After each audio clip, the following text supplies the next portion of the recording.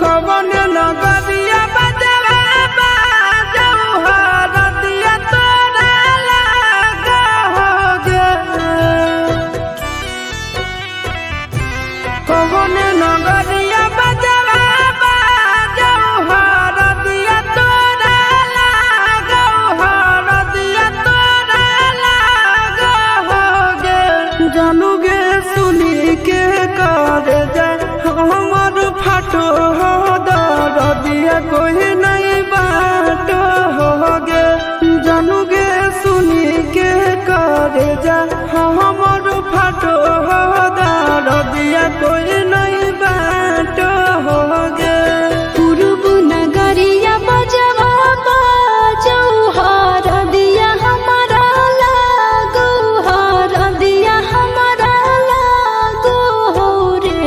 सोना रे घरवा के लोग बहई मनवा मड़वा बैठी डाटो रे। सोना रे घरवा के लोग बहई मनवा मड़वा बैठी डाटो रे।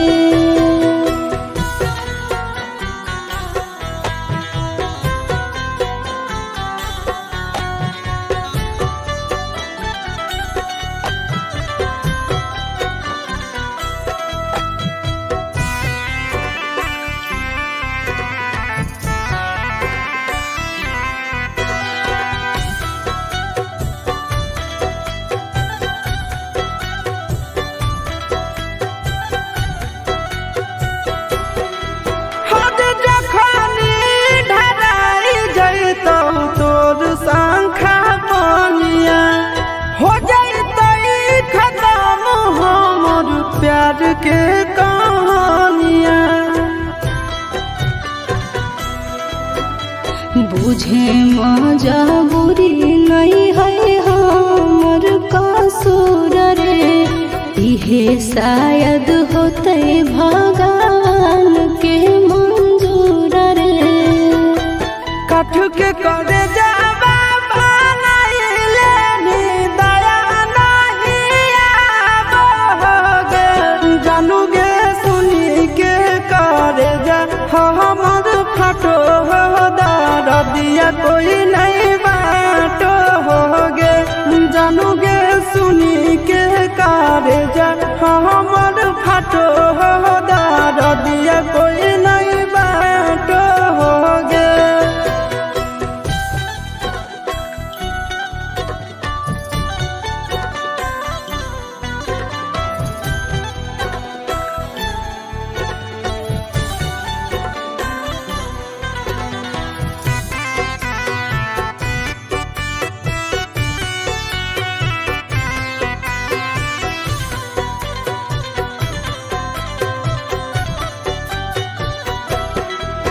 आगे तोरे नाम धरा को है दिल के धड़कनवा। मंगिया भरते चली जइबो सामसनवा। के कर दिए दोसई है किस्मत के खेला। भूल जाई है आशीष नंदन अमन आल बेला। तोरा बिना हमरो कुछ न भावो हो दुख नहीं सहावो हो रे। सोना रे घरवा के लोग बहई मनवा मड़वा बैठी डाटो रे। जानू गे सुनी के करे जा हमर फाटो हो दरदिया कोई